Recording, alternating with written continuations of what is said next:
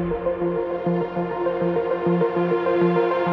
to Choosing Nation Sports. This is your boy Mujere Waiti, just an ordinary guy discussing the beautiful game. SK Bona. What a weekend that was. The top four all dropping points except for my team, except for Eric Ten Hag's team, Manchester United. So we start off go Chelsea on Friday. I know we didn't do a review or preview of Chelsea, but they played against a Fulham side.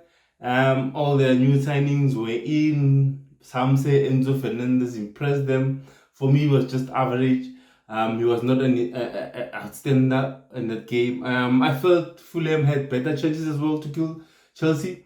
They created more than Chelsea. I think Chelsea. I think Team A hasn't gelled yet. I was also so.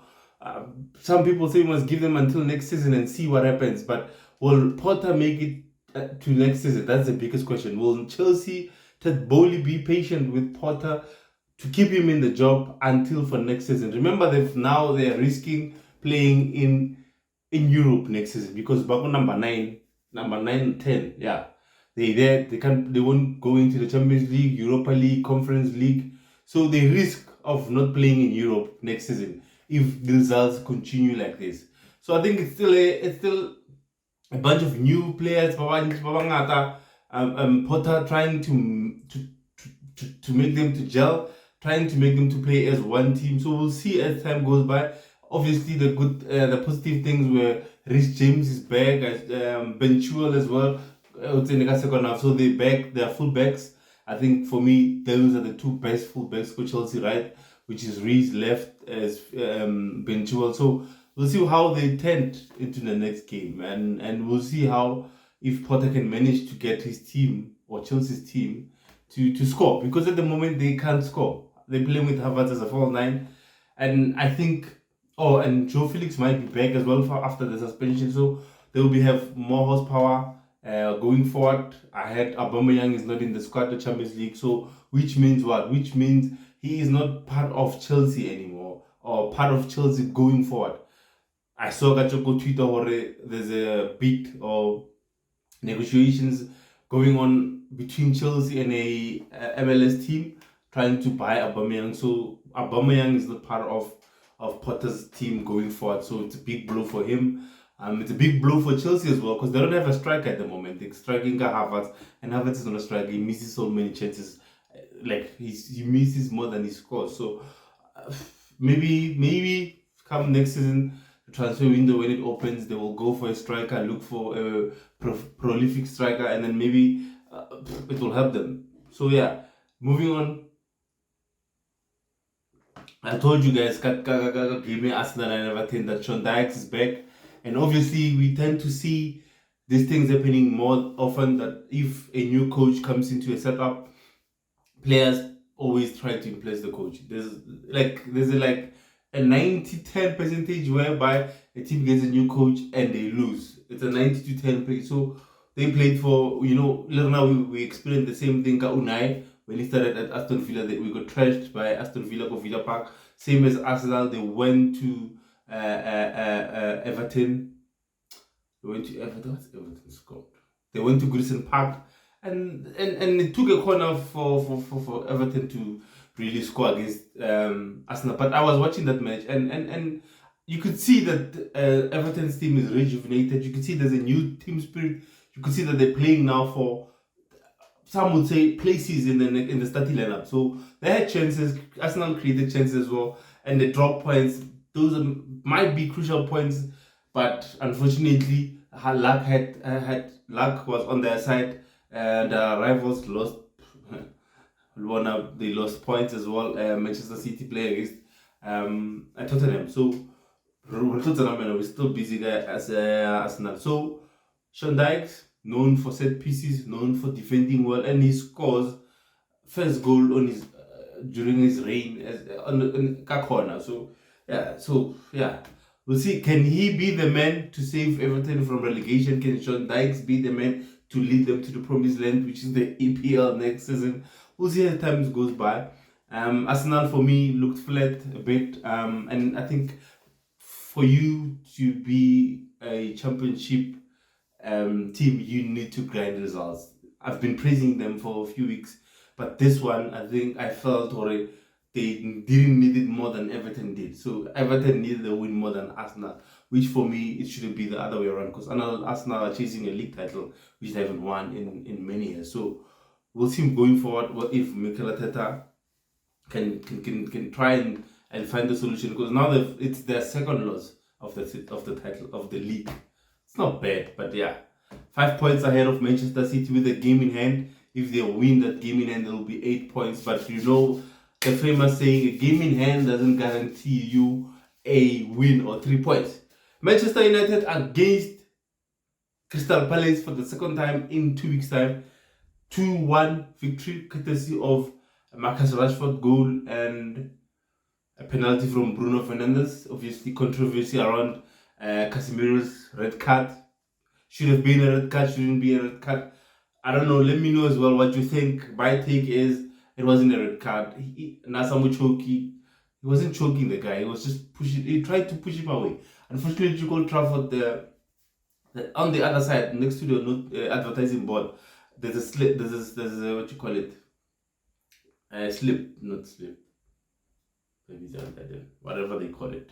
So the guy was down, Casemiro was up. So so instead of pushing him on his chest, his hands ended up on his neck, which showed like he was choking, but he wasn't. For someone who was choking, they were laughing after this. So you see, I think the referee misinterpreted the situation. They didn't see it, and it wasn't their foul. They didn't deal with the foul. Motato Mille, the whole thing, shoot or shoot. He was only given a yellow card, and he could have. But come on, Antonio could have his season could have been finished because of an injury because of that guy Umilo Robert and notice board, the advertising board. I meant. So for me, it was a controversial one. It wasn't a red card for me. And you saw coming down to 10 men now, as Crystal Palace had now more energy. They needed to score now. When they were too much to Manchester, which they got their first goal. But I think Manchester United handled it well. I was scared already. It's gonna be the same match as the last time where we're gonna draw against them at last minute. But I think Manchester United team spirit this season is up there with the best. I think Manchester United this season have improved a lot. If it was last season, we could have lost that game. So I'm really impressed on how they go about their game. Lisandro Martinez was defending as if like his life depended on it. That guy, man, he was everywhere, on the pitch, everywhere. He was defending tackles, he made intersections, he made blocks. He was everywhere. For me, he deserves to be the man of the match. I don't know who man of the match ended up being, but for me, it was Lisandro Martinez. Since he came to Manchester United, he shows that why he signed for Manchester United. He plays for the badge, he plays for the team, he plays his heart out on that field. So for me, Martinez, Casemiro, like these are the two signings we've made in literally like 10 years for me. Yeah, moving on, Bafana Club. The more said about them, the less said about clubs, troops, the less, the better. Because he also said in a press conference that he doesn't know now to tell us anymore. Like it's like he's giving up. For me, it sounded like a person who's giving up. But remember, he's got injuries. He wasn't really backed financially in the market to strengthen his midfield. Remember, his midfield is aging now. When I look at Fabinho, Henderson, Milner, you see he's got his aging squad. So he needed to replace with not quantity but quality, and at a young age. At least Fabio Carvalho, which when he comes in, he makes a bit of a difference. But I think the biggest problem for Nago Liverpool is the two front men up front, Mo Salah and Darwin Núñez. They both selfish. For me, they're both the same players. They're selfish. You need a Mane or you need a Firmino in between them so that the other one can pass to the other one to score. But Heli Núñez and Salah, they all want to score. They all want to get their names on the sheet. So, and it's a problem because I remember the game they played against City. They had 4 chances, which the other one could have passed to the other one. Could have been a tap-in or one-on-one, but they didn't. They tried to get the glory for themselves. So I think if Firmino comes back, Luis Diaz comes back, maybe they get someone to assist them and they can score. Because right now at the moment, they want to score, they don't want to assist. And it's a problem. They can't score at the moment. Liverpool is not scoring. This is not like it's only the side there last season where they couldn't stop scoring. Now they can't score. They can't score.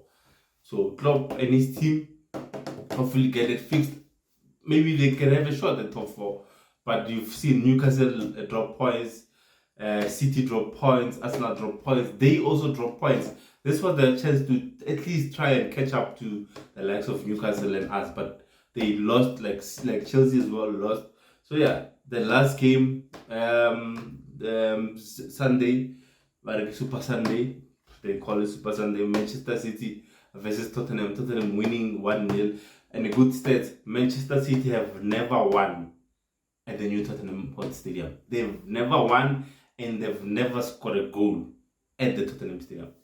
They've never done that. Like guys, this is the same thing Kilo was on every day. For me, Haaland it's don't get me wrong. He's a great goal scorer. He's a good player. He's already won the Golden Boot or whatever they call it, top goal scorer. He's already won it. But for me, I think he's not good. He's not a good fit for Manchester City. With Haaland, they're -1 player. Hence, I say this almost every video. With Haaland on the pitch, they are -1 player. And the strange thing that happens is Pep Guardiola doesn't take him off. Why doesn't he take Haaland off? Because Haaland is a one-dimensional player. Give him a slight chance, he's gonna score for you. But when we defend, he's not there. When you want to play tiki-taka, when you want to play spacing, he doesn't help anything. I was also surprised why Pep benched De Bruyne. Like, I was surprised as well. I hope you at home was also surprised. We were all surprised. Why did he start De Bruyne on the bench? Maybe picked up a knock, we don't know. But Pep likes to do things like this. He likes to be the technical genius. Obviously, he is, but sometimes it's not needed. Sometimes you need, why change a working formula? We spoke last video that he loaned out Cancelo, a surprise transfer of the season for me. Cancelo to Bayern. He already had 2 assists in his 2 games. He loaned him out. He's playing with Luis, a young, prosperous player, but you need the experience of Cancelo. So I don't know what happened at De Bruyne, but you could see De Bruyne an assist machine, Haaland a goal scoring machine. So you put them the two on the field, you guaranteed goals, but Pep doesn't do that. And I don't understand why he's not taking out Haaland. Because like Haaland, I don't know. Let me pose a question to you at home. Does Haaland make City better or make it worse? From the Manchester City side that we know of previous seasons to this one, is Haaland the problem? Or maybe City, as Eric said, an era is coming to an end, or every era must come to an end. Let me know what you think in the subscribe button. Remember to like the video and subscribe to the page. Does Haaland make City better? That's a question I'm posing to you all. Because for me, he doesn't. Otherwise, they wouldn't be at this point where they are now. Remember when he first signed and he started scoring goals like nobody's business? We were like, City are going to win the league before we even go to the World Cup. But that was not the case. And they keep going down. It's not like they're going up. They keep going down. City's side there last season, for me, compared to this one this season, this one is better than that. For me. Obviously, there were findings, Kacheko, we saw on social media. Manchester City, Baba Grilly guilty for the financial fair play. The PL has stated that Manchester City has been found guilty. Manchester City responded as saying, we do know no such thing. But when I waited, fuck off, they denied everything. So we'll see how that story pans out. Will Manchester City get, if they get guilty, there's options. They can get top point like Juventus. They can get relegated. They can get thrown out of the league. And they can get their titles back. They get their titles stripped off. Which means Manchester United 3 titles. Mourinho, Sir Alex, and Ole, because they came second in those seasons. will become champions. So we'll see how that story pans out. We'll see what the FA decides going forward. What will happen? What will be the output of this? Remember, Manchester United is also playing midweek, playing against Leeds, which have also just sacked their manager match. So it's gonna be a tough game again for Manchester United, playing against the team. Elohoring is gonna get a new manager. They're trying to please the new manager, play for the new manager, play for the study there. So it's gonna be a difficult game. We're playing Leeds twice in 7 days. Twice in 7 days. And obviously the Europa League comes back and the Champions League comes back. Manchester United, big game against FC Barcelona. So until we meet again, remember, prevention is better than cure. Don't risk it unless it's worth it. I'm out.